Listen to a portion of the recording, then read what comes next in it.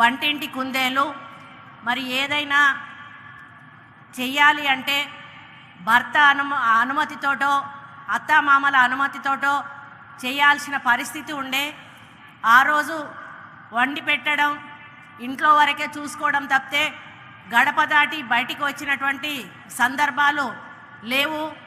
కానీ రాను రాను మారుతున్న సమాజంతో పాటు మరి మహిళల అవసరం కూడా కుటుంబంలో పెరిగింది. ఒక్క భర్త సంపాదిస్తే సరిపోదు, భర్తతో పాటుగా మహిళ కూడా సంపాదిస్తేనే కుటుంబం గడిచేటువంటి పరిస్థితికి వచ్చాము మనము.